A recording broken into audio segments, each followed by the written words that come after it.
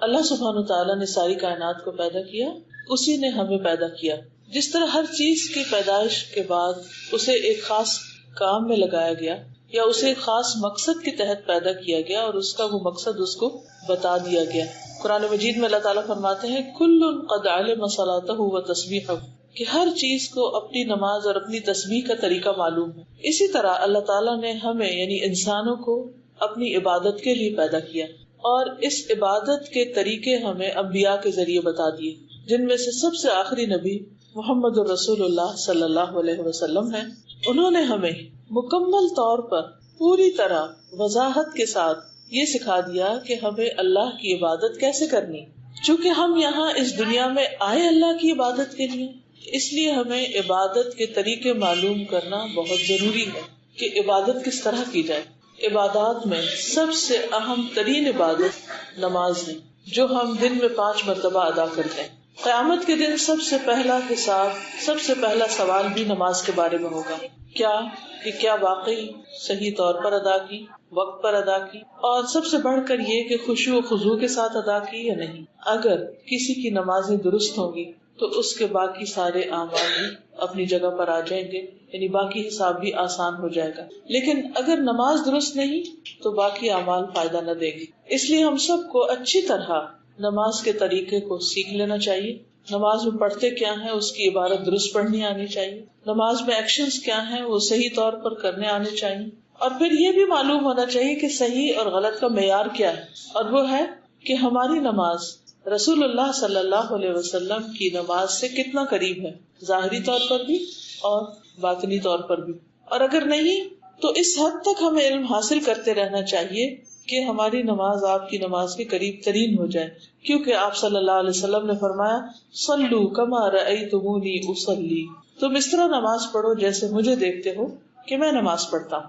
یعنی یہ معیار بتا دیا گیا، کرائیٹیریا بتا دیا گیا کہ ایسی نماز چاہیے. جیسے ایک سیمپل دیا جاتا ہے نا کسی کو کچھ منگوانے کے لیے، اور بتایا جاتا ہے کہ اس طرح کی چیز لانا، پھر تمہارا جو تم لاؤ گے وہ اپروو ہوگا یا تمہیں اس کے اوپر آرڈر ملے گا. اگر وہ اس سیمپل کے مطابق نہیں چیز لاتا تو اس کا آرڈر کینسل کر دیا جاتا ہے یا اس کو دیا ہی نہیں جاتا.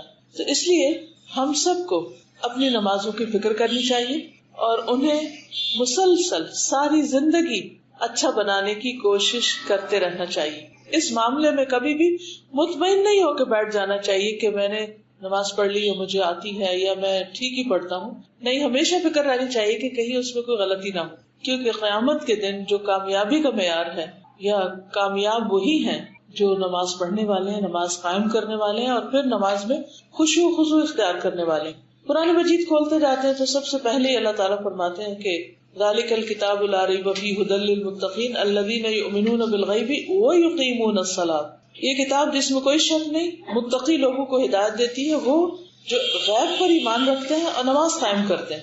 یعنی پہلا کرنے کا کام جو ہمیں قرآن مجید میں بتایا گیا وہ کیا ہے؟ نماز کی ادائیگی، درست ادائیگی. اور پھر آخر میں اس کے فرمایا اولئک علی ھدی من ربہم واولئک ھم المفلحون. یہی لوگ اپنے رب کی طرف سے آئی ہوئی ہدایت پر ہیں اور یہی لوگ فلاح پانے والے ہیں. واولئک ھم المفلحون. تو گویا کامیاب وہ ہیں جو نماز قائم کرتے ہیں. سورۃ المؤمنون کی پہلی آیت میں فرمایا قد افلح المؤمنون الذین هم فی صلاتهم خاشعون. یقیناً فلاح پا گئے، کامیاب ہو گئے وہ مومن جو اپنی نمازوں میں خشوع و خضوع اختیار کرتے ہیں. اس کے برعکس، اس کے اپوزٹ، جو لوگ نمازوں میں سستی کرتے ہیں اور نماز صحیح طور پر ادا نہیں کرتے، ان کے لیے وعید بھی بتائی گئی، ان کو دھمکی بھی دی گئی. سورۃ الماعون آیت نمبر 4 سے 6 میں اللہ تعالیٰ فرماتے ہیں فویل للمصلین. ہلاکت ہے، بربادی ہے نماز پڑھنے والوں کے لیے. کس قدر ڈرنے کی بات ہے. ہم سمجھتے ہم نے نماز پڑھ لی اور جیسے بھی پڑھی بس ٹھیک ہے، ہم نے فرض ادا کر لیا. لیکن یہاں غلط طریقے سے فرض ادا کرنے والوں کو بھی پکڑا جا رہا ہے. فویل للمصلین الذین هم عن صلاتهم ساہون. کون ہے وہ مصلین، کون ہے وہ نماز پڑھنے والے؟ وہ جو اپنی نماز سے غفلت کرتے ہیں. الذین هم یراؤن، وہ جو دکھاوا کرتے ہیں، دکھاوے کی نماز پڑھتے ہیں. کوئی دیکھ رہا ہو تو اچھی پڑھتے ہیں، اکیلے میں ہو تو اللہ سے نہیں شرماتے، اللہ سے نہیں ڈرتے اور جیسے دل چاہے پڑھتے ہیں. قرآن مجید میں منافقین کی صفات بتاتے ہوئے اللہ تعالیٰ فرماتے ہیں وَإِذَا قَامُوا إِلَى الصَّلَاةِ قاموا کسالى کہ جب وہ نماز کے لیے کھڑے ہوتے ہیں سستی کے مارے کھڑے ہوتے ہیں. یعنی ان کی نمازوں میں کوئی چستی، کوئی ایکٹیونیس، کوئی شوق، کوئی محبت، کوئی روحانیت کچھ نہیں ہوتا. بس وہ جس سے فجر کی نماز ہے تو اٹھے، آدھی آنکھیں کھلی آدھی بند ہے، بس جلدی سے نماز پڑھ کے دوبارہ بستر میں. یہ کیسی نماز ہے؟ سستی کی نماز ہے. یہ کس نے آپ کو کہا تھا رات اتنی دیر تک جاگو کہ تم صبح اٹھ نہ سکو اور تمہاری نماز میں کوئی چستی اور وہ خشوع و خضوع ہوئی نہ. یہاں بھی یہ فرمایا یراؤن الناس، لوگوں کو دکھاوا کرتے ہیں. یعنی اگر اول تو نیک کام کرنے کو ان کو دل ہی نہیں چاہتا، اگر کرتے بھی ہیں تو دکھاوے کا کرتے. ولا یذکرون اللہ الا قلیلا، اور وہ اللہ کا ذکر نہیں کرتے، اللہ کو یاد نہیں کرتے مگر بہت تھوڑا. الا قلیلا یعنی ان کی نماز میں اللہ کی یاد نہیں ہوتی. یہ ہے ان کی مشکل. اور یہ منافقین کی بات بتائی گئی کہ وہ اپنی نماز میں اللہ کو یاد نہیں کرتے، کیونکہ اللہ سبحانہ و تعالیٰ نے ہمیں نماز ادا کرنے کا حکم اسی لیے دیا کہ ہم اللہ کو یاد کریں. قرآن مجید میں آتا ہے اقم الصلاۃ لذکری، نماز قائم کرو میری یاد کے لیے. اور اگر ہم اللہ ہی کو یاد نہیں کر رہے تو نماز قائم ہی نہیں ہوئی. تو ہم سب کو سوچنا چاہیے ہم اپنی نماز کس طریقے پر پڑھتے ہیں، کیا واقعی اس میں خشوع و خضوع ہے یا نہیں. تو آج میں انشاءاللہ چند باتیں اچھی نماز کے بارے میں کروں گی جس میں خصوصی طور پر خشوع و خضوع پایا جائے، کیونکہ نماز قائم کرنا ایک چیز ہے اور نماز میں خشوع اختیار کرنا دوسری چیز. اب سوال یہ پیدا ہوتا ہے کہ خشوع کا مطلب کیا ہے، یعنی نماز میں خشوع ہے کیا کہ جو ہمیں اختیار کرنا ہے. خشوع دراصل ایسی کیفیت کا نام ہے، ہمارے اوپر ایک ایسی کیفیت آتی ہے کہ دل عاجزی اور انکساری کے ساتھ اللہ رب العالمین کے سامنے کھڑا، کہ انسان دل کی عاجزی اور انکساری اور ہمبلنس کے ساتھ اللہ کے سامنے کھڑا ہو، کہ یہ محسوس ہو کہ بندہ اپنے عظیم الشان رب کے سامنے اپنی عاجزی کا اظہار کر رہا ہے کہ یار میں کچھ نہیں، I'm nothing، تو ہی ہے سب کچھ، ساری بڑائی تیرے لیے، ساری قدرت تیرے لیے، سارا علم تیرے پاس، میرے پاس تو کچھ بھی نہیں، میں تو ایک فقیر عاجز بندہ ہوں. اگر نماز کے اندر واقعی یہ عاجزی نظر نہیں آتی اور یہ کیفیت پیدا نہیں ہوتی کہ انسان کو اپنے کم ہونے اور رب کے عظیم ہونے کا احساس اور ہر چیز سے بڑھ کر عظیم ہونے کا احساس ہو، تو ایسی نماز میں خشوع نہیں ہوتا. اصل میں بات یہ کہ اللہ تعالیٰ نے جب ابلیس کو حکم دیا کہ وہ آدم کو سجدہ کرے تو اس نے انکار کر دیا، ابا واستکبر، اور تکبر کیا، وکان من الکافرین، اور انکار کرنے والوں میں شامل ہو گیا، اور پھر اللہ سبحانہ تعالیٰ کو بلیم کرنے لگا. بہرحال اس کو غصہ اس بات کا تھا کہ یہ انسان جس کی وجہ سے میرا یہ مقام گر گیا، اب میں اس کو نہیں چھوڑوں گا. تو اللہ تعالیٰ سے اس نے فوراً مہلت مانگی کہ مجھے قیامت تک زندگی دی جائے تاکہ میں انسان اور انسان کی اولاد کو بھٹکاؤں. اور اسی موقع پر اس نے کہا تھا ثم لآتینہم من بین ایدیہم ومن خلفہم وعن ایمانہم وعن شمائلہم ولا تجد اکثرہم شاکرین. میں ان کے آگے سے بھی آؤں گا، ان کی دائیں طرف سے آؤں گا، ان کی بائیں طرف سے آؤں گا اور ان کے پیچھے سے آؤں گا، اور تو ان کی اکثریت کا شکر گزار نہیں پائے گا.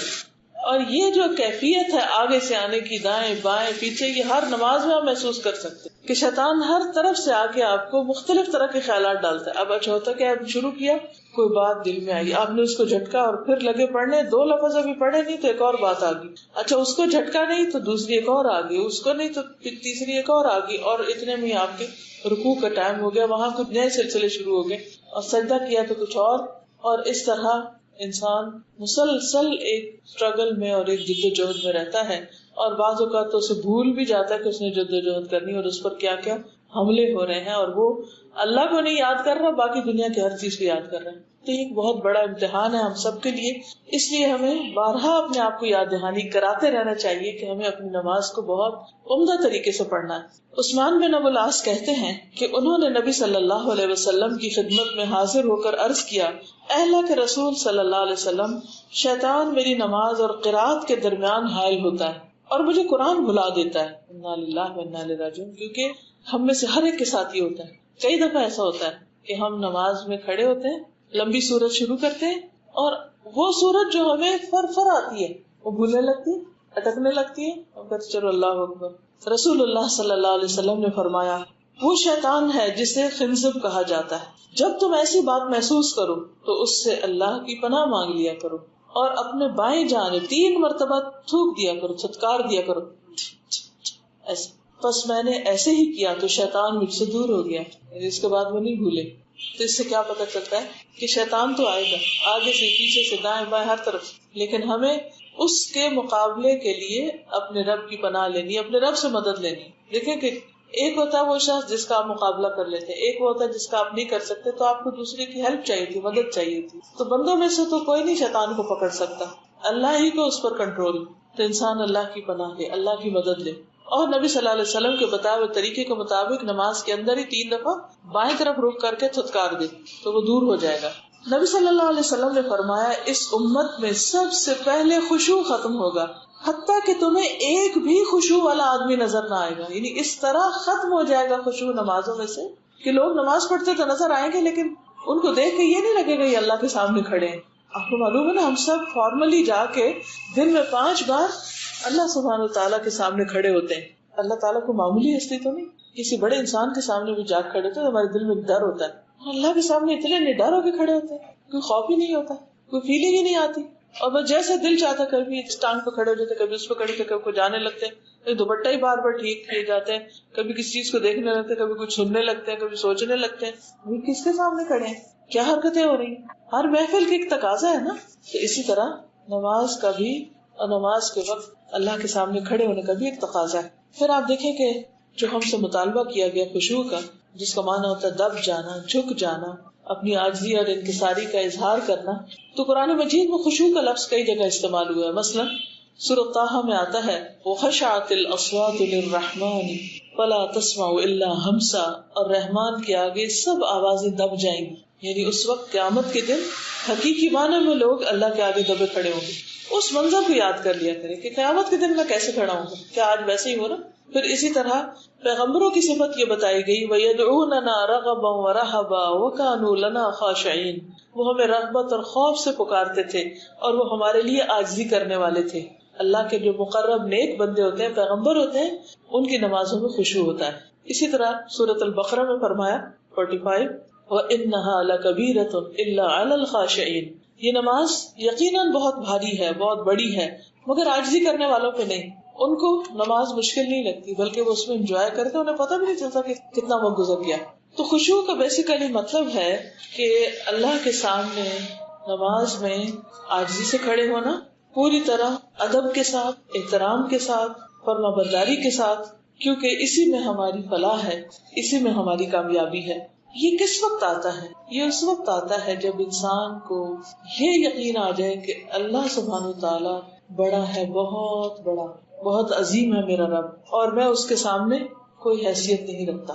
اسی لیے قرآن مجید میں آتا ہے کہ جب اللہ تعالیٰ نے زمین و آسمان پہ پیش کیا یہ کلام تو انہوں نے اس کو اٹھانے سے انکار کر دیا. اور سورۃ الحشر آیت 21 میں آتا ہے لو انزلنا هذا القرآن على جبل لرأيته خاشعا متصدعا من خشية الله، اگر ہم اس قرآن کو کسی پہاڑ پر اتارتے تو یقیناً اللہ کے ڈر سے اسے پست ہونے والا، ٹکڑے ٹکڑے ہونے والا دیکھتے. اور یہ مثالیں ہم لوگوں کے لیے بیان کرتے تاکہ غور و فکر کریں کہ اللہ کا کلام پہاڑ میں تو اتنا بھاری تھا، اور ہم اللہ کا کلام پڑھتے ہیں، اللہ کے آگے کھڑے ہوتے، یعنی ہمارے کان میں جھونک نہیں ریگتے اور ہمارا دل ڈرتا ہی نہیں، اور اس کے اندر کسی قسم کی ہیبت اور خوف اور روب اللہ کا آتا ہی نہیں. اس کے مقابلے میں بندوں کا روب اور بندوں کا خوف زیادہ ہوتا ہے. لیکن جو ایمان والے ہوتے ہیں ان کا دل اللہ کا ذکر سنتے ہی کانپ اٹھتا ہے. جب وہ قرآن پڑھتے ہیں تو ان کے اندر ایک خاص کیفیت پیدا ہو جاتی. تو ہمیں ان کیفیات سے اپنا آپ کا جائزہ لینا چاہیے کہ کیا واقعی ہمارے اندر ایسی کیفیت پیدا ہوتی ہے. کیونکہ نماز ہو یا غیر نماز، اللہ سبحانہ وتعالیٰ نہ ہمارا لباس دیکھتا ہے، نہ ہماری شکلیں دیکھتا ہے، بلکہ وہ ہمارا دل دیکھتا ہے اور ہمارے اعمال دیکھتا ہے کہ ہم کرتے کیا. یعنی ہماری نماز کیسی ہے ظاہراً، اور ہمارے دل کی کیفیت کیا ہے. یعنی 2 چیزیں اللہ تعالیٰ دیکھتے ہیں. ایک ہمارا ظاہر کیسا، یعنی ایکشن کیسے کر رہے ہیں ہم، پراپر ہیں کہ نہیں، اور دوسرے یہاں کیا ہے، دل میں کیا ہے، اس کی کیفیت کیا ہے، کیا باتیں سوچ رہے ہیں ہم، خیالات کیا ہے نماز میں.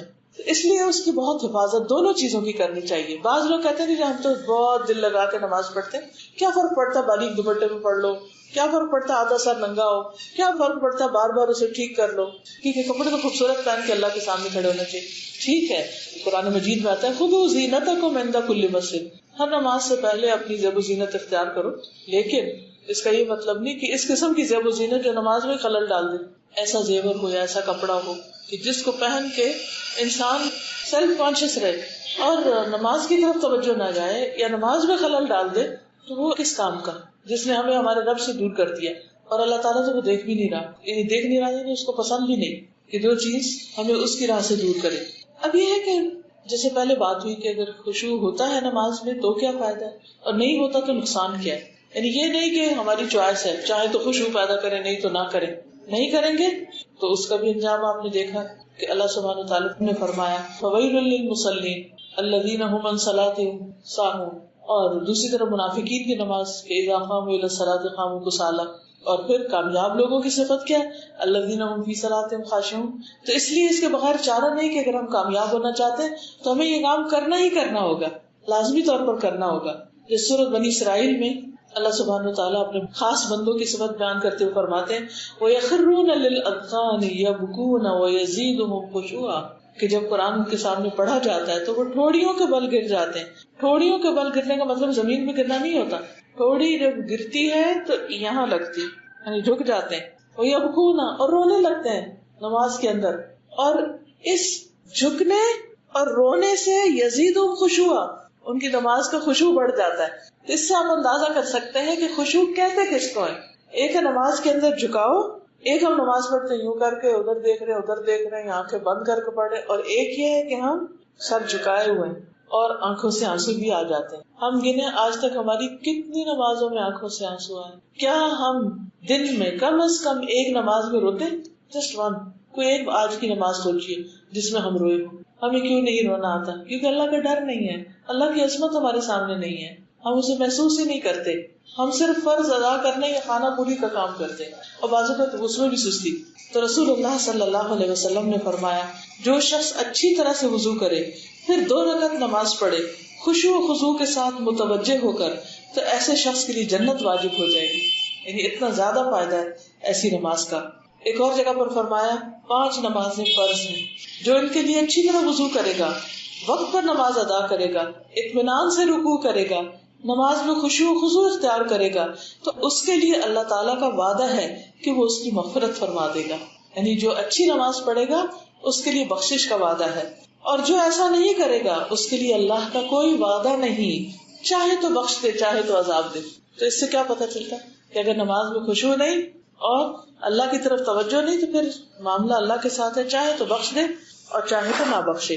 پھر اسی طرح ابن کثیر کہتے ہیں نماز میں خشوع اس شخص کو حاصل ہوتا ہے جس کا دل نماز کے لیے فارغ ہو، یعنی دنیا کی باتیں چھوڑ کے نماز کی طرف توجہ کرے، نماز میں مشغول ہونے کے باعث باقی ہر چیز کا خیال چھوڑ دے کہ بھئی یہ تو میرا نماز ٹائم ہے، اب میں اور باتیں نہیں سوچ سکتا، اور نماز کو باقی سارے امور پر ترجیح دے، اس وقت اسے آنکھوں کی ٹھنڈک نماز میں حاصل ہوتی ہے، جیسے نبی صلی اللہ علیہ وسلم نے فرمایا کہ میری آنکھوں کی ٹھنڈک نماز میں رکھ دی گئی ہے، یعنی انہیں نماز پڑھ کے ایک خاص قسم کی تسکین حاصل ہوتی۔ اور ویسے ہمیں حکم کیا دیا گیا ہے کہ ہم عبادت کس طرح کریں؟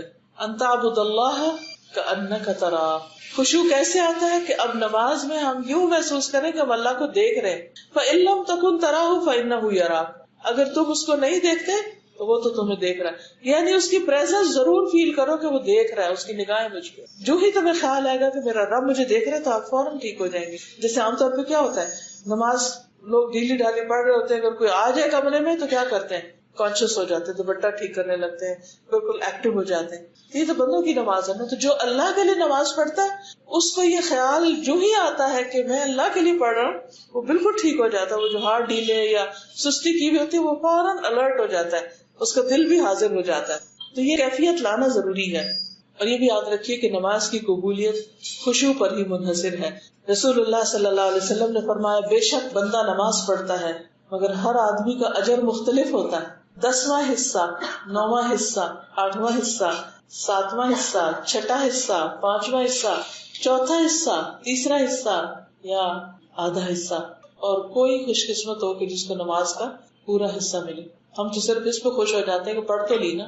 اچھا یہ بھی عجیب بات ہے کہ ہم مثلا نماز پڑھنے لگے، اتنے میں کوئی آ گیا تو ہم عام طور میں کیا کہتے ہیں تم بیٹھو 2 منٹ میں نماز پڑھ کے آئے، جلدی سے وہ پڑھ کے آئے، یعنی تم میرے لیے امپورٹنٹ ہو اور اللہ تعالیٰ میں جلدی سے ذرا حاضری لگوا کے آؤں۔ ہماری نماز کیسی نماز ہوتی، کس قسم کی ہوتی کہ اللہ تعالیٰ کے لیے نہ آنے والا. اب ہمارے نان مسلم فرینڈس تو نہیں آتے ہمارے پاس، یہ گھر والے ہمارے مسلم ہی ہیں نا، لیکن آخر کیا وجہ کہ ہم میں سے ہر ایک یہی کہہ رہا نظر آتا ہے تم بیٹھو بس میں ابھی آئی، اور 2 رکعتیں پڑھ کے بھاگ کے آؤں، حاضری لگوا کے آئی، بس بیٹھو بیٹھو. اور پھر اس کے بعد گھنٹوں بیٹھتے ہیں، پھر بیچ میں نماز آ جائے پھر کیا کہتے ہیں 2 منٹ کی نماز. کیونکہ اللہ کی قدر نہیں ہے نا، اس کے مقابلے میں بندے زیادہ امپورٹنٹ ہیں. اور تقویٰ اور خشوع کہاں ہے؟ دل کے اندر ہوتا ہے. ایک صاحب علم نے کسی کو کندھے جھکائے دیکھا تو سینے کی طرف اشارہ کرتے ہوئے کہا اے فلاں خشوع یہاں ہوتا ہے نہ کہ کندھوں میں. کیا مطلب کہ صرف ظاہری صورت بنا کے ایسے مسکین شکل بنا کے کھڑے ہونا بھی فائدہ نہ دے گا جب تک دل ساتھ حاضر نہ ہوگا. اس لیے ہمیں ایسے اسباب اختیار کرنے چاہیے کہ جس سے ہماری نماز کے اندر خشوع پیدا ہو جائے، اور ان چیزوں سے بچنا چاہیے جس سے خشوع ختم ہو. تو آئیے دیکھتے ہیں وہ کون سی چیزیں جو خشوع بڑھاتی ہیں اور کون سی ہیں جو گھٹاتی ہیں، تاکہ ہم ان کو اپنی زندگی سے باہر کریں. سب سے پہلے اللہ کی معرفت. جتنی اللہ کی پہچان ہوگی اتنا اللہ کا ڈر ہوگا، جتنا اللہ کا ڈر ہوگا اتنی نماز اچھی ہوگی. انما یخشی اللہ من عبادہ العلماء. پھر اسی طرح اللہ سے دعا کرنا کہ اللہ تو ہمیں خشوع عطا فرما. پھر اسی طرح نماز کا ثواب معلوم ہونا کہ جو ہم کرنے جا رہے ہیں اس کا کیا فائدہ ہے. حدیث میں آتا ہے بے شک اللہ تعالیٰ کا ایک فرشتہ ہر نماز کے وقت پکارتا ہے اے آدم کی اولاد اپنی اس آگ کی طرف اٹھو جسے تم نے جلایا ہے اسے بجھا ڈالو. یعنی ہر 2 نمازوں کے بیچ میں انسان سے ایسے ایسے گناہ ہو جاتے ہیں، کبھی ٹنگ سلپس ہوتی ہے، کبھی اور کسی کا دل دکھا دیتا ہے کہ وہ اس کے لیے آگ بھڑکا دیتے ہیں. تو نماز جب اچھی طرح انسان پڑھتا ہے تو جا کے اس آگ کو بجھاتا ہے. رسول اللہ صلی اللہ علیہ وسلم نے فرمایا بندہ جب نماز کے لیے کھڑا ہوتا ہے تو اس کے سارے گناہ لا کر اس کے دونوں کندھوں پہ رکھ دیے جاتے ہیں. یعنی پچھلی نماز سے اب تک جو غلط کام کیے وہ سارے لا کے یہاں رکھ دیے جاتے ہیں کندھوں پہ. ہمیں تو نظر نہیں آتے لیکن چونکہ نبی صلی اللہ علیہ وسلم نے بتایا ہے تو اس لیے ہم اس پر یقین رکھتے ہیں. پھر جب بندہ رکوع کرتا ہے یا سجدہ کرتا ہے تو وہ گناہ نیچے گر جاتے ہیں. رسول اللہ صلی اللہ علیہ وسلم نے فرمایا کہ نماز کو اس کے وقت پر ادا کرو. اس سے یہ پتہ چلتا ہے کہ اگر خشوع خضوع لانا ہے نماز میں تو اول وقت نماز پڑھے جس وقت انسان پوری طرح حاضر ہوتا ہے. رسول اللہ صلی اللہ علیہ وسلم نے فرمایا جب ایک شخص اچھی طرح وضو کرتا ہے پھر مسجد کا راستہ نکلتا ہے یعنی مسجد کے راستے پہ چلتا ہے اور سوائے نماز کے اور کوئی دوسرا ارادہ اس کا نہیں ہوتا تو ہر قدم پر اس کا ایک درجہ بڑھتا ہے، ایک گناہ معاف کیا جاتا ہے. اور جب نماز سے فارغ ہو جاتا ہے تو فرشتے اس وقت تک اس کے لیے برابر دعائیں کرتے رہتے ہیں جب تک وہ اپنے مصلی پہ بیٹھا رہے. کہتے ہیں اے اللہ اس پر اپنی رحمت نازل فرما، اے اللہ اس پہ رحم فرما. اور جب تک تم انتظار کرتے رہو گویا تم نماز ہی میں مشغول ہو. اس سے بھی پتہ چلتا ہے کہ خشوع کے لیے ضروری ہے کہ نماز سے پہلے تھوڑی دیر اچھی طرح اطمینان کے ساتھ انسان تیاری کرے اور جب ختم ہو جائے نماز تو پھر تھوڑا اطمینان اور سکون کے ساتھ وہاں سے اٹھے. اور جب کوئی ایسا کرتا ہے تو اللہ تعالیٰ ایک فرشتہ اپوائنٹ کر دیتے ہیں، وہ اس کے لیے دعائیں کرتا رہتا ہے.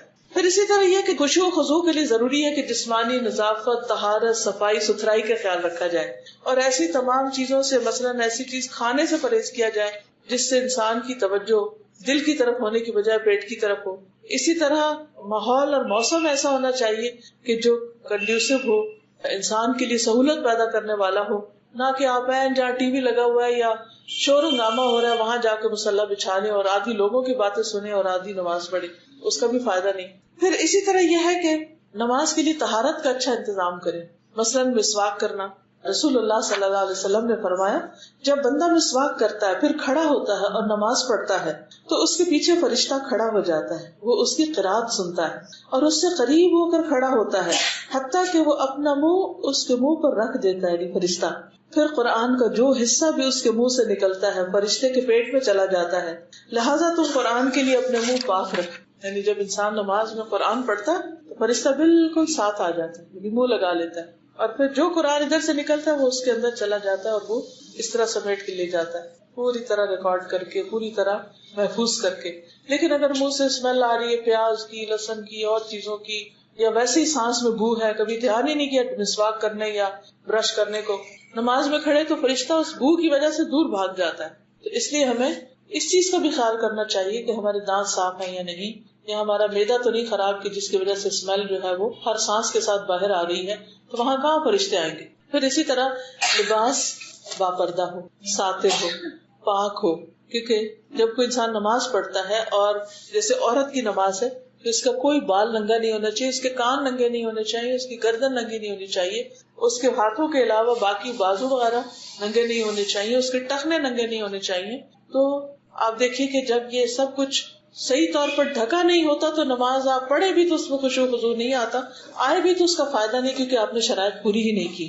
پھر اسی طرح یہ ہے کہ نماز میں اطمینان ہو, سکون سے نماز پڑھی جائے. رسول اللہ صلی اللہ علیہ وسلم نے فرمایا, جو آدمی نہ صحیح طریقے سے رکوع کرے اور سجدے میں بھی ٹھونگے ہی مارے, یعنی جیسے مرغا دانا چننے کے لیے ٹھونگے مارتا ہے, اس کی مثال اس بھوکے شخص کی ہے جو 1 یا 2 کھجوریں کھاتا ہے اور یہ کھجوریں اسے کچھ فائدہ نہیں دیتی. کبھی آپ بہت بھوکے ہو تو 1 کھجور کھائے تو اور زیادہ بھوک لگ جاتی ہے, ایک اور کھائے تب بھی آپ کو بنتا کچھ نہیں نظر آتا.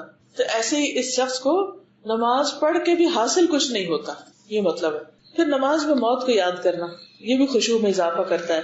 سنن ابن ماجہ کی روایت ہے, جب تم نماز کے لیے کھڑے ہو تو اسے الوداعی نماز سمجھ کر پڑھو, کہ شاید یہ میری آخری نماز ہو. یہ کوئی پتہ نہیں کہ ان 2 نمازوں کے بیچ میں کیا گزر جائے انسان پر. پھر قرآن مجید کی آیات اور اذکار پر نماز میں غور و فکر. والذین اذا ذکروا بآیات ربہم لم یخروا علیہا صما وعمیانا, اور جب انہیں ان کے رب کی آیات کے ساتھ نصیحت کی جاتی ہے تو وہ ان پر بہرے اور اندھے ہو کر نہیں گرتے, یعنی سوچتے ہیں, سمجھتے ہیں, غور و فکر کرتے ہیں. پھر حسب ضرورت جواب بھی دینا چاہیے. نبی صلی اللہ علیہ وسلم جب قرآن مجید پڑھتے تھے نماز میں تو جہاں اللہ کی تسبیح آتی تو سبحان اللہ کہتے, کہیں الحمدللہ کہتے, کہیں اور کچھ اللہ تعالیٰ کا ذکر کیا کرتے. پھر اسی طرح ہر آیت پہ رکنا. جب بہت تیز ہم تلاوت کرتے ہیں تو پھر بھی خشوع نہیں آتا, جیسے الحمدللہ رب العالمین الرحمن الرحیم مالک یوم الدین, ہر آیت کے بعد رکے, یعنی یہ نہیں کہ الحمدللہ رب العالمین الرحمن الرحیم مالک یوم الدین ایاک نعبد, ایک ہی سانس میں ساری آخر تک پڑھتے, اس سے خشوع نہیں آتا, کیونکہ ساری انرجی کس پہ لگے, ختم کرنے پہ. رسول اللہ صلی اللہ علیہ وسلم نے فرمایا, سب سے اچھا قرآن وہ آدمی پڑھتا ہے جس کو تم قرآن پڑھتے ہوئے سنو تو تم کو یقین ہوگا یہ آدمی اللہ سے ڈر رہا ہے, اس کے دل میں خدا کا خوف, وہ قرآن سب سے اچھا پڑھا ہوا.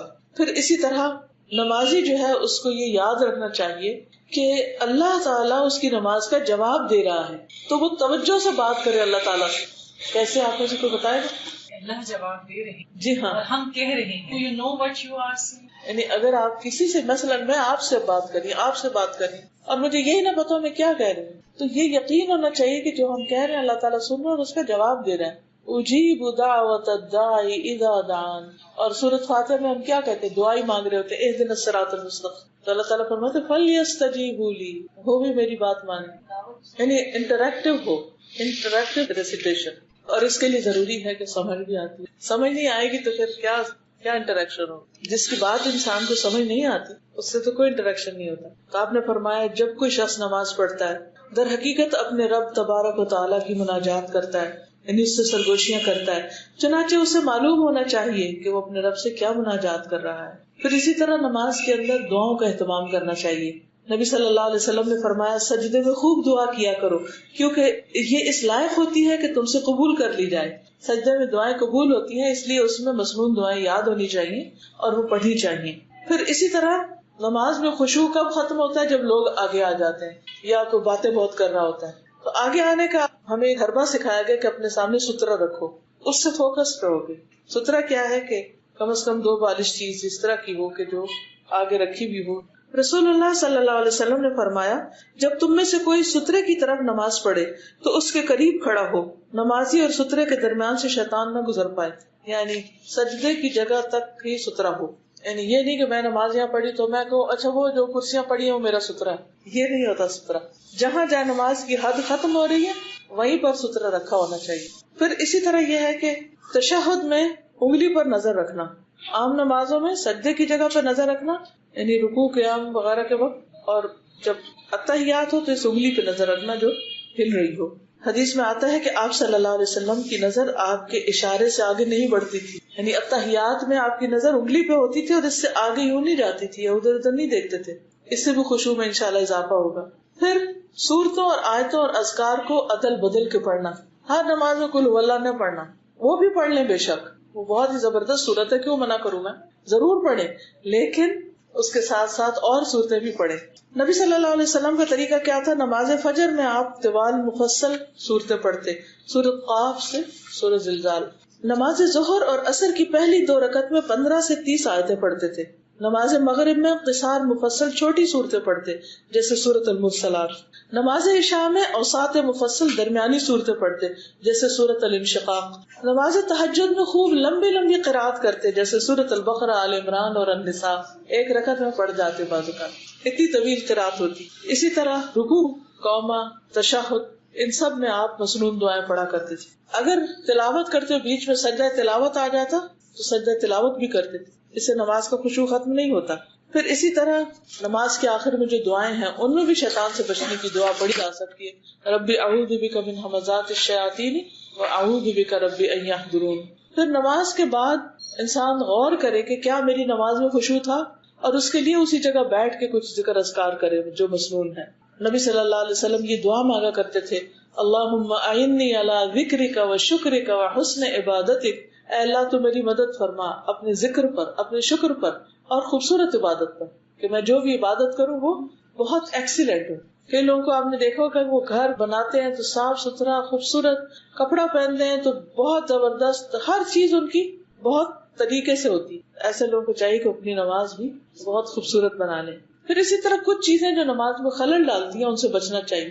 مثلا اگر آپ کو وضو ٹوٹنے والا ہے تو آپ کہ نہیں میں نماز پوری کر لوں، اور آپ کو واش روم جانا ہے اور واش روم جانے کے بجائے آپ مصلی پہ آ کے کھڑے ہو جائیں کہ جلدی سے میں سنت پڑھ کے پھر چلی جاؤں گی تاکہ دوبارہ وضو نہ کرنا پڑے، تو یہ چیز بھی خشوع میں خلل ڈالتی ہے. کتنی دیر لگے گی؟ اگر ہم غور کریں، نماز کے علاوہ وضو بہت مشکل کام ہے. اگر ہم غور کریں تو کتنی دیر لگتی ہے، اور اس کے فائدے کتنے ہیں. سارا گرد و غبار دل جاتا ہے، سارے مسام کھل جاتے ہیں. یعنی کتنی اللہ کی رحمت ہے کہ اس نے ہمارے لیے ایک ایسا طریقہ رکھا، ورنہ ہم خود تو ایجاد نہ کر پاتے. پھر اسی طرح یہ ہے کہ جب بھوک لگی ہو، کھانا سامنے ہو، تو پھر بھی نماز نہ پڑھے، کیونکہ سارا دھیان کس میں ہوگا کہ جو دوسرے کھا رہے ہیں وہ میرے سے کبھی کھا جائیں گے، اور وہ پریشانی کی حالت میں رہے اور نماز میں توجہ نہ کرے. آپ نے فرمایا لا یصلی بحضرۃ الطعام، کھانے کی موجودگی میں نماز نہ پڑھی جائے. پھر یہ دیکھنا چاہیے انسان کو کہ وہ کون سی چیز ہے جو مجھے نماز میں مشغول کر رہی، تو ایسی چیزوں سے بچنا چاہیے. جیسے سامنے اگر کوئی کارپیٹس ہیں یا کوئی ایسے کڑھائی والی چیزیں ہیں، کوئی کوشنز ہیں جن میں کوئی امبرائڈری ہوئی بھی ہے، اور آپ اسی زگ زیگ میں کھو جائیں کہ یہ کیا بنا ہوا ہے، تو ان چیزوں کو ہٹا دینا چاہیے. پلین جائے نمازیں ہونی چاہیے.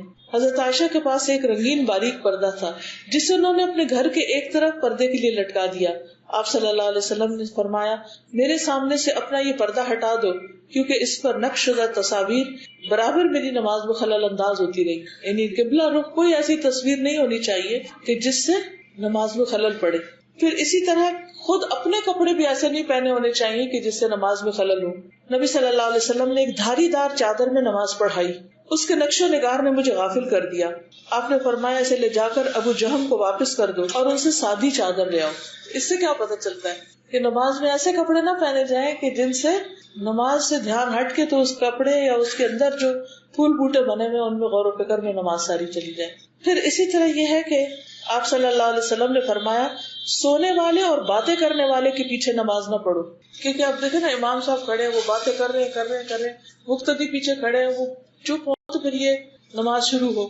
اب ان کو دیکھ دیکھ کے ان کا بھی موڈ بگڑ چکا ہوگا، تو وہ پھر نماز کا خشوع متاثر ہوتا ہے. ہر کام اپنی جگہ پر اور اپنے وقت میں ہونا چاہیے. پھر اسی طرح یہ ہے کہ سونے والا یعنی جس کو ہوش ہی نہیں ہے، کوئی نشے میں ہے یا ویسے سو رہا ہے، تو اس کو پتہ ہی نہیں ہوگا وہ کیا بول رہا ہے، وہاں بھی نماز منع کی گئی. پھر نماز کے دوران کنکریاں نہیں سیدھی کرنی چاہیے، یہ جا نماز بار بار طے نہیں کرنی چاہیے، یا دوپٹہ یا جراب یا کپڑا ان چیزوں سے بے نیاز ہو کے نماز پڑھنی چاہیے، کیونکہ یہ بھی خشوع خضوع میں خلل ڈالتی. پھر بہت اونچی تلاوت نہیں کرنی چاہیے اور بہت دل میں نہیں کرنی چاہیے. نماز میں ادھر ادھر نہیں دیکھنا چاہیے. رسول اللہ صلی اللہ علیہ وسلم نے فرمایا جب بندہ نماز میں ہو تو اللہ تعالیٰ اس کی بات سننے کے لیے متوجہ رہتا ہے جب تک کہ بندہ ادھر ادھر نہ دیکھے، اور جب بندہ ادھر ادھر دیکھنے لگتا ہے تو اللہ تعالیٰ اس سے توجہ ہٹا لیتے ہیں. کتنی بڑی محرومی. حضرت عائشہ رضی اللہ تعالیٰ عنہا نے نماز میں ادھر ادھر دیکھنے والے کے بارے میں پوچھا. آپ نے فرمایا یہ تو چوری ہے جو شیطان بندے کی نماز سے لے لیتا ہے. پھر آسمان کی طرف نظر اٹھا کے نماز پڑھنا. رسول اللہ صلی اللہ علیہ وسلم نے فرمایا جب تم میں سے کوئی نماز میں ہو تو اپنی نگاہ آسمان کی طرف مت اٹھائے، خطرہ ہے کہ اسے اچک نہ لیا جائے. تو منع کیا کہ تمہارا ہونا چاہیے، لیکن اس میں حکمت ضرور کوئی ہوگی، وہ انسان غور و فکر کرے پڑھے تو بات سمجھ میں آ جاتی ہے. یعنی آپ بڑے کے سامنے ویسی نظر کھاتے ہیں نہ بڑے اوپر اٹھ کے جب نماز پڑھتے ہیں. پھر یہ ہے کہ نماز میں ہر جگہ نہیں تھوکنا چاہیے. پھر نماز میں جلدی نہیں ہونی چاہیے. جلدی جو ہے یہ خشوع و خضوع کے خلاف ہے. پھر نماز میں جمائیاں لینا، بلا وجہ چھینکے مارنا اور کھانسی کھانسنا. ہم کسی مجلس میں ہوتے ہیں انسان کی تو کھانسی کنٹرول کرتے کیوں؟ ہاں، اور یہ کہ دوسرے کی جس کے پاس بیٹھے اس کے لیے ٹھیک نہیں. تو یا تو ہم کسی سے پھر ملتے نہیں اس دوران جب ہمیں کھانسی ہو، یا پھر اگر ملے تو ہم سوری کرتے ہیں، معذرت کرتے ہیں اور ایک طرف جا کے کھانس لیتے ہیں. کیوں؟ اس کے احترام میں. اسی طرح اللہ تعالیٰ کا اتنا بھی احترام نہیں کہ ہم نماز میں پڑھیں اور کھانسی نہیں بھی آ رہی تو کھانس رہے. تو یہ سب شیطانی حربے ہوتے ہیں جو ہمیں ہمارے مقصد سے ہٹانا چاہتا ہے، یعنی اللہ کی یاد سے. پھر اسی طرح جمائی آ رہی تو اس کو حق الوسع روکنا چاہیے. پھر نماز میں کولے پہ ہاتھ رکھ لینا، یعنی بجائے اس کے کہ انسان اپنے سینے پر ہاتھ باندھے یا رکوع پراپر طریقے سے کرے، وہ کیا کرے، یوں کر کے کھڑا ہو جائے. یہ کولے ہوتے ہیں، ان پہ ہاتھ رکھ کے کھڑا ہو جائے. یہ ایک بہت ریلیکسنگ پوزیشن ہوتی ہے، تو نماز میں اس طرح کرنے سے منع کیا گیا. پھر جانوروں کی مشابہت اختیار کرنا. آپ صلی اللہ علیہ وسلم فرمایا کہ کوئی کتے کی طرح نماز میں پڑھے کہ اس کے ہاتھ آگے زمین کے ساتھ پورے ایسے لیٹے ہوئے، یعنی اٹھائے، کیونکہ جب لیٹ کے پڑھتے ہیں تو وہ خشوع ہی نہیں آتا پوری طرح. اسی طرح فرمایا کہ نماز میں کوے کی طرح ٹھونگے مارنے سے یا جانور کی طرح پھیل کر بیٹھنے سے، یا کہ کوئی شخص مسجد میں کسی جگہ خاص کر لے جیسے کہ اونٹ خاص کر لیتا ہے، تو یہ بھی طریقہ درست نہیں. ایک ہی جگہ نماز پڑھنا، ایک ہی شخص کے ساتھ نماز پڑھنا، اس سے منع کیا گیا ہے. جگہ بدلنی چاہیے. پھر اسی طرح ابو ہریرہ کہتے ہیں کہ مجھے میرے دوست رسول اللہ صلی اللہ علیہ وسلم نے 3 چیزوں کی وصیت کی اور 3 سے منع کیا. نمبر 1 مرغ کی طرح ٹھونگے مارنے سے کہ نماز جلدی پڑھنے سے. نمبر 2 کتے کی طرح پاؤں آگے پسار کر بیٹھنے سے. اور نمبر 3 لومڑی کی طرح بار بار ادھر ادھر دیکھنے سے. سب جانوروں سے تشبیہ دی گئی. پھر آپ دیکھیے کہ جو خشوع ہے اس سے انسان کے اندر آخرت کی فکر پیدا ہوتی ہے اور اس کی عبادت جو ہے وہ قبول ہونے لگتی ہے، تو وہ دنیا کے بہت سے جھنجھٹوں سے آزاد ہو جاتا ہے. اور اصل بات یہ کہ انسان کو اللہ سبحانہ تعالیٰ سے خوب خوب دعا کرنی چاہیے، کیونکہ دل ہمارے ہاتھ میں نہیں، دل اللہ کے ہاتھ میں ہے. اور اگر وہ ان کو سیدھا رکھے گا تو انشاءاللہ ہم بھی سیدھے رہیں گے. لیکن اس کے لیے ہمیں اپنی تڑپ ظاہر کرنی چاہیے کہ اللہ میں پڑھنا چاہتی ہوں اس طرح جیسے تو پسند کرے، تو مجھے وہ سکھا دی. انشاءاللہ اللہ تعالیٰ سکھا دے گا. اسی طرح دعائیں مانگنی چاہیے. کچھ اور دعائیں ہیں. ایک حدیث میں آتا ہے کہ نبی صلی اللہ علیہ وسلم اس طرح دعا مانگتے: اللہم انی اعوذ بک من علم لا ینفع ومن قلب لا یخشع ومن نفس لا تشبع ومن دعوت لا یستجاب لها. اے اللہ، بے شک میں غیر نفع مند علم، خشوع سے خالی دل، نہ بھرنے والے نفس اور قبول نہ ہونے والی دعا سے تیری پناہ میں آتا ہوں کہ اللہ تعالیٰ مجھے ان بری عادتوں سے بچا کر اپنی حفاظت میں لے لیجئے. ایک اور دعا ہے: رب اعنی ولا تعن علی وانصرنی ولا تنصر علی وامکر لی ولا تمکر علی واہدنی ویسر الہدی الی وانصرنی علی من بغى علی رب اجعلنی لک شاکرا لک ذاکرا لک راہبا لک مطواعا لک مخبتا الیک اواہا منیبا رب تقبل توبتی واغسل حوبتی واجب دعوتی وثبت حجتی واہد قلبی وسدد لسانی وصل سخیمت قلبی. اگر بچپن میں یہ دعا بچوں کو یاد کرا دی جائے تو اس میں دین و دنیا کی بہت سی بلائیاں مانگی گئی کہ اے میرے رب، تو میری مدد فرما، میرے خلاف دوسروں کی مدد نہ کر، میرے حق میں تدبیر فرما، میرے خلاف تدبیر نہ فرمانا، مجھے ہدایت دے اور ہدایت کو میرے اوپر آسان فرما دے، اور جو مجھ پر زیادتی کرے اس پر میری مدد فرما. یعنی میں اس سے بدلہ نہیں لے سکتا، تو خود اس سے بدلہ لے. پروردگار مجھے اپنا شکر گزار بندہ بنا، اپنا ذکر کرنے والا بنا اور ڈرنے والا اور فرما بردار، اپنے سامنے عاجزی اور اپنے لیے آہذاری اور رجوع کرنے والا. اور یہ کتنی خوبصورت دعا ہے جو نبی صلی اللہ علیہ وسلم نے مانگی ہے. ہم ان سب چیزوں کے محتاج ہوتے ہیں. اور پھر آخر میں میرے دل کو رہنمائی فرما، میری زبان کو درستگی عطا فرما اور میرے دل کی گندگیوں کو دور فرما. یعنی وہ جو ادھر ادھر کی پولیشن لگ گئی ہے اور اندر سب کچھ جمع ہو گیا ہے تو اس کو صاف کر دے، دور فرما دے. تو یہ تھی چند باتیں نماز میں خشوع سے متعلق. اگر آپ میں سے کوئی اور اپنا کوئی ٹپ ایڈ کرنا چاہے تو موسٹ ویلکم، کیونکہ ہر ایک کا اپنا اپنا تجربہ ہوتا ہے اور اس سے دوسرے کو فائدہ پہنچتا ہے.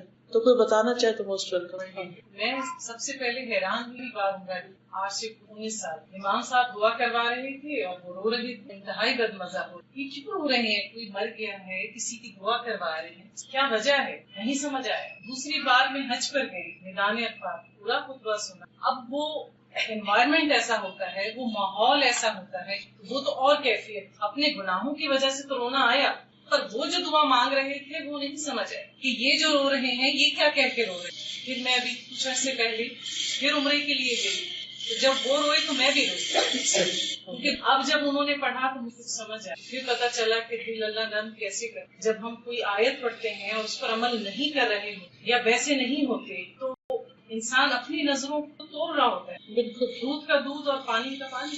اب یہ ہے اللہ بہتر جانتا ہے. میں نہیں سمجھتی کہ اللہ شاید کچھ نہیں گزارتا ہوں، کوئی نہ کوئی آیت، کوئی نہ کوئی بات، کہیں نہ کہیں آنکھ میں. جب کوئی دوست ہے اس سے بات کرنے، کوئی ہمسایہ ہے اس سے بات کرنے، لوگ سندھ میں رہتے ہیں سندھی لوگوں سے بات کرنے، کسی کے پنجابی دوست ہے اس سے بات کرنے کے لیے ہم کوشش کرتے ہیں کہ تھوڑی بہت اس کی زبان سیکھ لیں تاکہ جب ہم آپس میں گپ شپ کریں تو تھوڑا مزہ آئے. ہم continuously 5 times a day we are talking with God. ہم اللہ سے بات کر رہے ہوتے ہیں اور اپنی ہی دعا مانگ رہے ہیں، ہمیں پتہ ہی نہیں ہے ہم کیا مانگ. ہمارا یہ المیہ ہے کہ ہمیں یہ تو تھوڑی بہت کوشش ہو جاتی ہے کہ جی ہم اسکول پیرنٹس میٹنگ میں جائیں گے، نہیں بھی تھوڑی سی پہلے انگلش کا کوئی کورس کر لیں تاکہ جب ٹیچر پیرنٹس میٹنگ ہو تو ہمیں تھوڑی سی جی ہماری عزت میں کمی آ جائے کہ اس کی ماں انگلش ہی نہیں بول سکتی یا پراپر اردو کا ایکسنٹ ہی نہیں اچھا. ہم کوشش کرتے ہیں. میں سب سے یہی کہوں گی کہ پلیز تھوڑی سی ایفرٹ اللہ کے کلام کو جاننے کی، اللہ کی زبان کو جاننے کی. کیا ہمیں شوق نہیں ہے اس سے بات کریں؟ ہمارا تو وہ دوست بھی ہے نا، ہمارا مالک بھی ہے، ہمارا خالق بھی ہے، ہم اس کی زبان کیوں نہیں جانتے؟ اب دیکھیے کہ ہفتے میں ایک دفعہ بھی اگر آپ ٹائم نکالیں، دنیا کے سارے کام کرتے رہتے ہیں، ایک دفعہ بھی ٹائم نکالیں، کرتے کرتے ڈاؤن دا روڈ 3-4 سالوں میں آپ اچھا بھلا قرآن سمجھنے لگتے ہیں اور نمازوں کی حالت ہی بدل جائے گی انشاءاللہ. مانیے 2 سال بعد ہے اور مجھے اپنی اس کیفیت سے رونا آیا، مجھے کچھ تو سمجھ آیا. آج انشاءاللہ آپ کو ایک عربی کی ایک نظم ہے جس کا ترجمہ بہت ہی زبردست اور میننگ بہت اس کے اچھے ہیں. آپ سب کو ایک ایک پیپر دیتی ہوں، اپنے گھر لے جائیے اور اس کو سنبھال کے رکھیے، اور جب دل ذرا سخت ہونے لگے یا غافل ہونے لگے تو اس کو پڑھ لیجیے. تو یہ آپ سب کو تقسیم کر دیجیے. بڑے بڑے امام کی تلاوت کی اور اس پہ وہ روتے ہیں تو یہ کہ اس میں کانسنٹریشن اور ان کی جو کتنی خوبصورت جو تلاوت ان سے تو یاد بھی نہیں آتا ہے قرآن، معنی بھی سمجھتے ہیں اور پھر جو قرآن میں جب اس کو ڈسائڈ کرتے ہیں تو خوشو بھی بڑا نصیب ہے.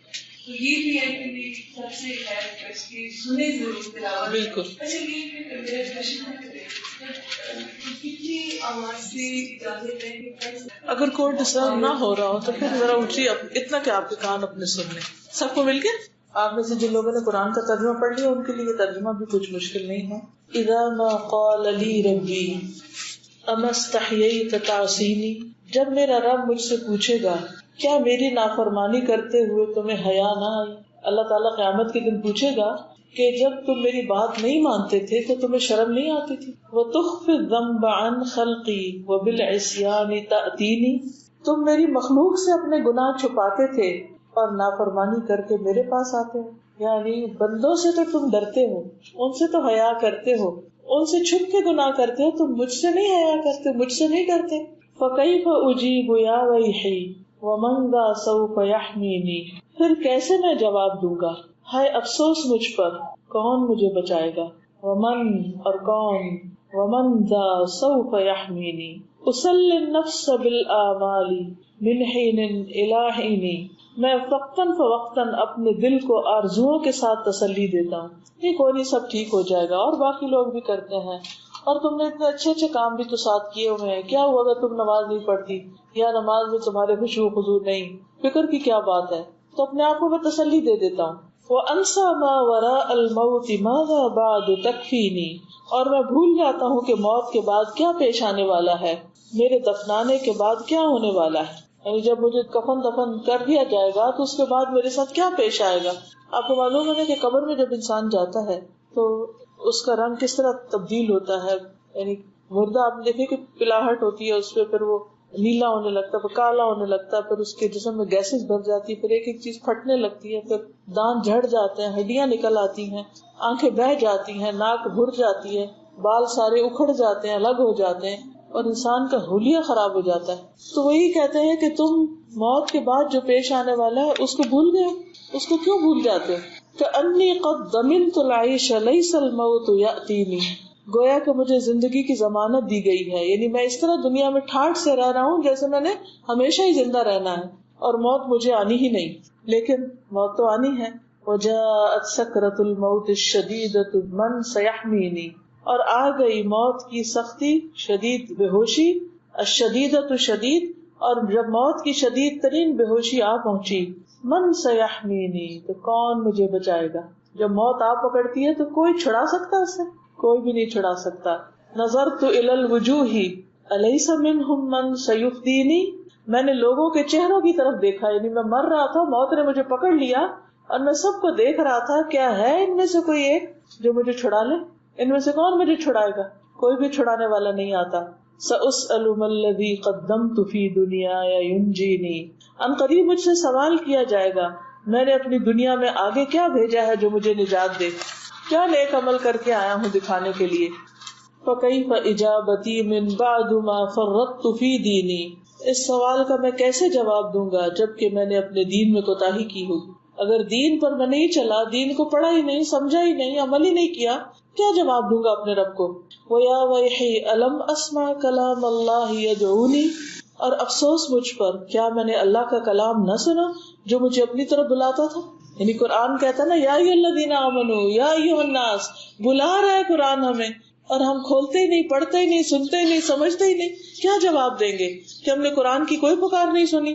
الم اسمع لما قد جاء فی قاف و یاسین، کیا میں نے سنا نہیں تھا جو سورۃ قاف اور یاسین میں کہا گیا، یعنی اس میں موت کا ذکر آتا ہے۔ الم اسمع بیوم الحشر یوم الجمع والدین، کیا میں نے یوم حشر کے بارے میں نہیں سنا جو لوگوں کے جمع ہونے اور جزا و سزا کا دن ہے؟ اس میں تو سب لکھا ہوا تھا کیا ہونے والا ہے۔ الم اسمع منادی الموت یدعونی ینادینی، کیا میں نے موت کے منادی کو نہیں سنا جو مجھے پکارتا اور آواز دیتا ہے؟ آپ کو معلوم ہے نا کہ ہر روز قبر انسان کو پکارتی کہ میں مٹی کا گھر ہوں، میں کیڑوں کا گھر ہوں، میں اندھیرے کا گھر، تو نے میرے پاس آنا ہے، اس کی تیاری کرو۔ لیکن ہم میں سے کتنے لوگ ہیں جو روز قبر کا سوچتے بھی ہیں؟ فَيَا رَبَّاهُ عَبْدٌ تَائِبٌ مَنْ ذَا سَيُؤْوِينِي، اے میرے رب، یہ تیری بارگاہ میں ایک توبہ کرنے والا بندہ ہے، کون ہے جو مجھے پناہ دے؟ یعنی اب میں توبہ کرتا ہوں۔ سوا رب غفور واسع للحق یہدینی، سوائے اس رب کے جس کی مغفرت بہت وسیع ہے، جو مجھے حق کی طرف ہدایت دیتا ہے، وہی رب مجھے بچا سکتا ہے۔ لیکن اسی رب کو تو دنیا میں بھولے رہتے ہیں۔ وہ 5 دفعہ دن میں بلاتا ہے حی علی الصلاۃ، حی علی الفلاح، آؤ نماز کی طرف، آؤ کامیابی کی طرف، اور ہم لبیک ہی نہیں کہتے، جاتے ہی نہیں، مسجدیں خالی پڑی رہتی ہیں۔ لیکن موت کے وقت انسان کیا چاہے گا؟ اب میں رب کی طرف آتا ہوں۔ اتیت الیک فرحمنی وثقل فی موازینی، میں تیری بارگاہ میں حاضر ہوا ہوں، تو مجھ پر رحم فرما اور میرے میزانوں کو بھاری کر دے۔ وخفف فی جزائی انت ارجا من یجازینی، اور میرا حساب ہلکا کر دے، تو ہی وہ بڑی ذات ہے جس سے امید کی جا سکتی ہے جو مجھے جزا دے گا۔ تو بندے کے لیے اپنے رب کے علاوہ کوئی جائے پناہ نہیں، وہی ملجا وہی ماوا ہے، ادھر ٹھکانا ہے ہم سب کا۔ اس لیے ہمارا فرض بنتا ہے کہ ہم اپنی خوشی کے ساتھ زندگی میں ہوش و حواس میں اپنے رب کی طرف رجوع کر لیں۔ اللہ تعالیٰ ہمیں اس کی توفیق عطا فرمائے۔ وآخر دعوانا الحمدللہ رب العالمین۔ یہ جو نماز کے اوپر میں نے لیکچر دیا نا، نماز میں خشوع کیسے، اس پہ میں آلریڈی ایک لیکچر دیا ہوا، وہ کیسٹ پہ ریکارڈیڈ ہے، تو اگر آپ کو وہ چاہیے اور دوسروں کو بھی آپ سنانا چاہیں تو یہ کراچی کا ایڈریس نیچے لکھا ہوا، فون نمبر، اس پہ آپ کال کر کے کیسٹس کا پوچھ بھی سکتے ہیں، یا اگر آپ کے پاس انٹرنیٹ ہے تو یہ نیچے ویب سائٹس لکھی ہوئی ہیں، ان پر آپ جا کر دیکھ سکتے ہیں، اور کیونکہ ہمیں ہر روز اپنے علم میں اضافہ کرنا چاہیے۔ اللہ تعالیٰ ہمیں اس کی توفیق عطا فرمائے۔ وہ اقبال کا ایک شعر بھی یاد آ رہا ہے، کہتے ہیں کہ جو میں سر بسجدہ ہوا کبھی تو زمین سے آنے لگی صدا، تیرا دل تو ہے صنم آشنا، تجھے کیا ملے گا نماز میں؟ یعنی نماز پڑھ کے بھی ہمیں حاصل کچھ نہیں ہوتا، حالانکہ ان الصلاۃ تنہی عن الفحشاء والمنکر، نماز بے حیائی اور برائی سے روکتی ہے۔ وہ کیوں نہیں روکتی؟ ہماری نمازیں بھی کیوں نہیں روکتی؟ کیونکہ ان میں کوئی خدا کا خوف ہی نہیں، اس معیار کی نہیں کہ جس کے اندر یہ پاور ہو کہ وہ روک دے ہمیں۔ تو بال جبریل میں اقبال کہتے ہیں، تیرا امام بے حضور، تیری نماز بے سرور۔ تیرا امام وہ بھی نہیں حاضر جو آگے پڑھا رہا ہے، لیڈ کر رہا ہے، تیری نماز بے سرور، ایسی نماز سے گزر، ایسے امام سے گزر. یعنی اس کا مطلب نہیں نماز چھوڑ دو، اس کا مطلب یہ کہ امپروو کرو. کیونکہ ہم یہ سمجھتے ہیں کہ ہم اچھے کام کر رہے ہیں، نماز پڑھ رہے ہیں، بڑا اچھا کام کر لیا، لیکن حقیقت میں وہ نماز انسان کے لیے فلاح نہیں، خسارے کا باعث ہو جاتی. تو قل هل ننبئکم بالاخسرین اعمالا الذین ضل سعیهم فی الحیاۃ الدنیا وهم یحسبون انهم یحسنون صنعا. کیا ہم تمہیں بتائیں کہ اعمال کے اعتبار سے سب سے زیادہ خسارے میں کون ہیں؟ وہ لوگ جو سمجھتے کہ سب اچھے کام کر رہے ہیں. الذین ضل سعیهم فی الحیاۃ الدنیا، جن کی ساری کوشش دنیا میں گم ہے، نماز میں بھی دنیا میں گم ہے. وَيَحْسَبُونَ أَنَّهُمْ يُحْسِنُونَ صُنْعًا، اور وہ سمجھتے بڑے اچھے کام کر رہے ہیں، لیکن اللہ کے ذکر کے لیے ان کے اندر کوئی تڑپ نہیں، کوئی طلب نہیں، کوئی توجہ نہیں. اللہ تعالیٰ ہمیں اپنی طرف راغب کر دے. اور ہم جو فارغ ہوتے ہیں تو پکنک کی سوچنے لگتے ہیں، کچھ اور کام. اللہ تعالیٰ فرماتے فَإِذَا فَرَغْتَ فَانصَبْ وَإِلَىٰ رَبِّكَ فَارْغَب، جب تم فارغ ہو تو اپنے رب کی طرف رغبت کرو، اپنے آپ کو تھکاؤ، مشقت کرو. یعنی فراغت میں تو اور اچھی نماز پڑھو، نہ کہ فراغت میں تم اور ڈھیلے ہو جاؤ.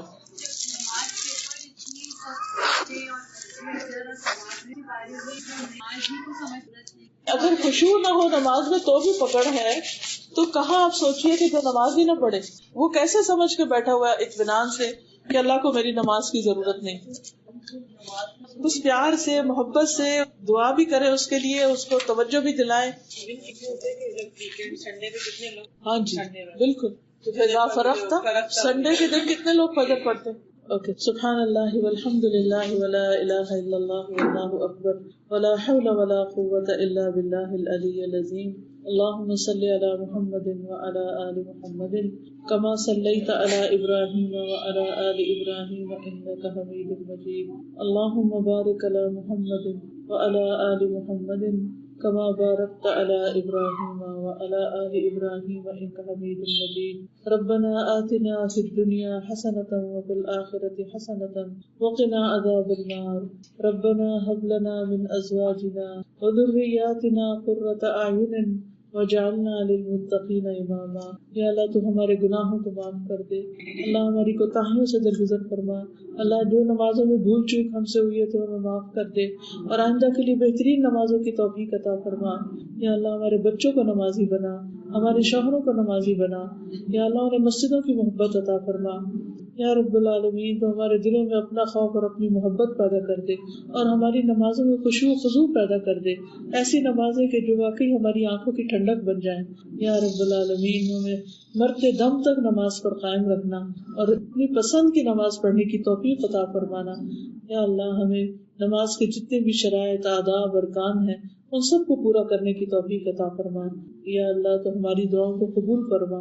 جتنی بہنیں آئی ہیں انہوں نے جو سنا ہے انہیں عمل کی توفیق دے، آگے پہنچانے کی توفیق عطا فرما. اس گھر پر اپنی خیر و برکت نازل فرما. یا اللہ انہیں اپنے دین کی بہترین خدمت کے لیے چن لے، ان کی اولادوں کو اپنی خدمت کے لیے چن لے. یا رب العالمین ہم سب کے بچوں کو نیک ہدایت عطا فرما. یا اللہ جو بھی ہمارے اہل و عیال، عزیز رشتہ دار سب فوت ہو چکے ہیں تو ان کی بخشش فرما. ہمارے والدین پر اپنی رحمت فرما. ہماری اولادوں کو ہماری آنکھوں کی ٹھنڈک بنا. یا اللہ تو ہمیں بہترین اخلاق عطا فرما. یا اللہ تو ہمیں بہترین حکمت اور سمجھ عطا فرما. ربنا تقبل منا انك انت السميع العليم وتب علينا انك انت التواب الرحيم. وصلى الله تعالى على خير خلقه محمد وعلى آله واصحابه واهل بيته اجمعين برحمتك يا ارحم الراحمين. سبحانك اللهم وبحمدك اشهد ان لا اله الا انت استغفرك واتوب اليك.